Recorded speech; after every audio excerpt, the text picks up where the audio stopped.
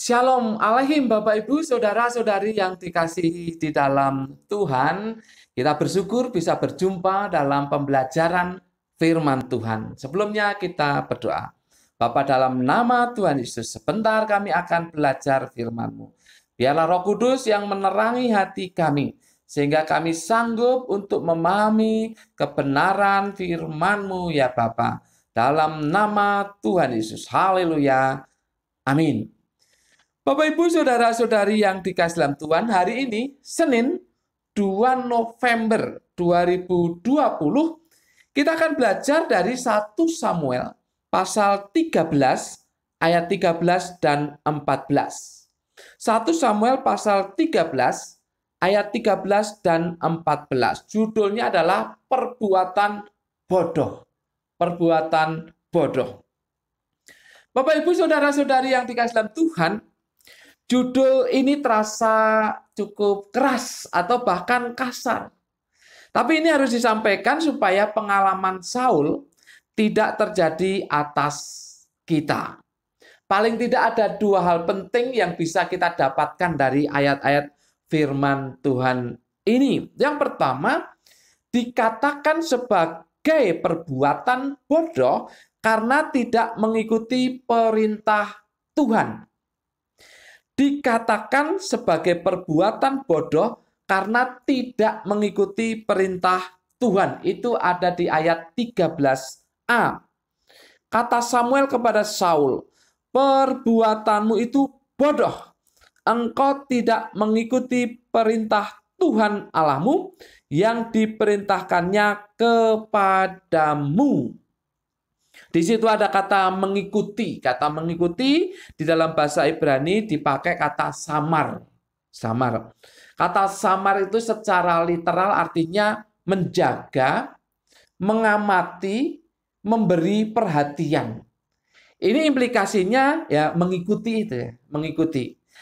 Orang yang samar ini, orang yang menjaga ini, dia akan mengamati juga dan dia akan memberi perhatian dan akhirnya dia akan mengikutinya atau menaatinya. Perintah yang mana?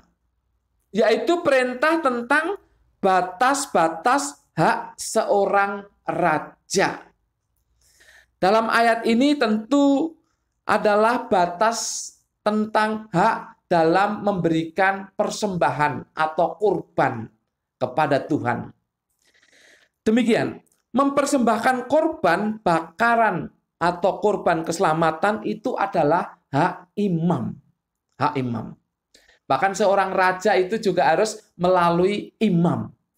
Jadi raja sendiri tidak boleh memberikan persembahan korban secara langsung kepada Tuhan. Korban bakaran ataupun korban keselamatan. Itu hak imam. Jadi ada batasnya bagi raja sekalipun dia adalah pemimpin negeri itu, pemimpin kerajaan itu. Tapi tetap saja mengenai masalah korban bakaran, korban keselamatan, bahkan juga korban ukupan, itu hak imam, bukan hak raja. Jadi karena Saul tidak menjaga, tidak mengamati, tidak memberi perhatian terhadap perintah ini, maka dikatakan oleh Samuel sebagai perbuatan bodoh. Perbuatan bodoh. Jadi kategori bodoh di sini bukannya tidak tahu. Bukannya tidak tahu. Penekanannya bukannya tidak tahu, tetapi tidak mau tahu. Tidak mau tahu. Jadi Saul bukannya orang bodoh yang tidak tahu, bukan itu. Tetapi Saul tidak mau tahu atas perintah Tuhan ini. Ya ini batas-batas seorang raja yang tidak boleh memberikan korban bakaran, korban keselamatan, bahkan juga korban ukupan secara langsung kepada Tuhan. Harus melalui imam, karena itu hak imam. Yang kedua, akibat dari perbuatan bodoh adalah ketidakkokohan posisi. Akibat dari perbuatan bodoh adalah ketidakkokohan posisi. Ayat 13b dan 14 berkata demikian.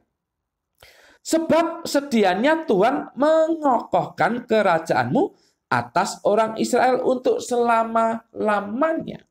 Perhatikan ayat 14. Tetapi sekarang kerajaanmu tidak akan tetap. Tuhan telah memilih seorang yang berkenan di hatinya. Dan Tuhan telah menunjuk dia menjadi raja atas umatnya. Karena engkau tidak mengikuti apa yang diperintahkan Tuhan kepadamu. Posisi Saul menjadi tidak kokoh di tahtanya. Oleh karena perbuatan bodoh itu. Kerajaannya tidak akan tetap, dikatakan di ayat ini.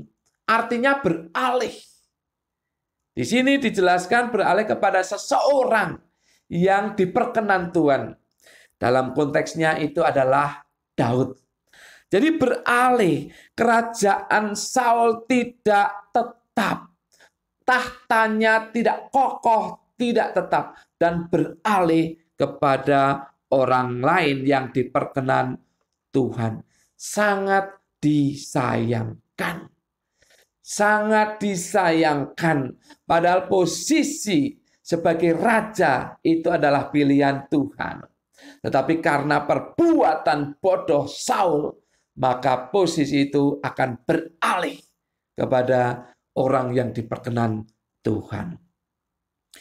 Sebuah pelajaran penting bagi kita, Bapak, Ibu, Saudara-saudari. Dalam keadaan semendesak apapun, garis bawahi, dalam keadaan semendesak apapun, jangan abaikan firman Tuhan. Jangan abaikan firman Tuhan. Misalnya masalah kebutuhan. Dalam keadaan mendesak apapun kebutuhan kita, jangan menipu. Menipu berarti mengabaikan firman Tuhan. Jangan mencuri. Jangan korupsi. Jangan ke Gunung Kawi atau cari pesugihan. Semendesak apapun kebutuhan Anda dan saya, jangan abaikan firman Tuhan. Jangan berbuat hal-hal yang mengabaikan firman Tuhan atau melanggar firman Tuhan. Misalnya yang lain sakit. Dalam keadaan sesakit apapun kita, jangan pernah pergi ke dukun. Jangan pernah pergi ke dukun atau orang pintar yang memakai jampi-jampi untuk kesembuhan para pasiennya. Bapak Ibu, kita sudah diberkati dengan orang-orang ahli dalam bidang medis. Ada dokter. Tuhan memakai dokter untuk menyembuhkan kita. Itu bisa terjadi. Sesakit apapun kita, jangan pergi kepada orang-orang di luar Tuhan. Tetapi kepada orang-orang yang dipercaya Tuhan, yaitu seperti dokter. Tapi yang terutama adalah kepada Tuhan. Kita berdoa kepada Tuhan, memohon kesembuhan kepada Tuhan. Dan Tuhan bisa memakai dokter untuk menolong kita. Bapak Ibu, itu perbuatan bodoh. Untuk mencari pesugihan, mencuri, korupsi, berbohong, itu perbuatan bodoh. Apalagi pergi ke dukun, ke orang pintar, ke paranormal, atau ke Gunung Kawi, atau ke tempat-tempat yang lain yang menggunakan jampi-jampi. Itu perbuatan bodoh. Dan ketika itu kita lakukan, maka posisi kita dimanapun akan goyah. Karena Tuhan tidak mengokohkannya. Bahkan kita akan runtuh, kita akan hancur. Perhatikan Bapak Ibu. Kebodohan kita yang membuat kita hancur dalam kehidupan ini. Banyak contoh. Bapak Ibu bisa lihat di televisi atau membaca di sosial media yang lain. Banyak contoh. Orang yang mengabaikan firman Tuhan runtuh. Karena itu perbuatan bodoh. Mari Bapak Ibu, ini memang keras.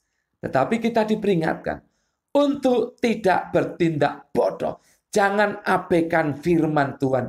Ikuti, pegang, jagai, amati terus, beri perhatian, dan lakukan. Maka kedudukan kita, kehidupan kita akan kokoh.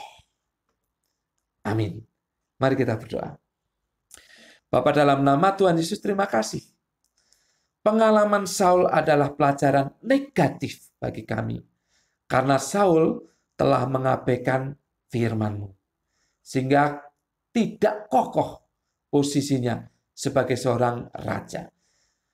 Mohon Roh Kudus tolong kami. Bukan hanya memperhatikan ini atau merenungkan firman Tuhan ini, tapi melakukannya. Biarlah kami sanggup untuk melakukan karena pertolongan Roh Kudus. Terima kasih atas firman-Mu ya Bapa. Di dalam nama Tuhan Yesus, kami berdoa dan mengucap syukur. Setiap kita yang siap tetap kokoh kedudukannya, berkata amin. Tuhan memberkati Bapak Ibu, saudara-saudari senantiasa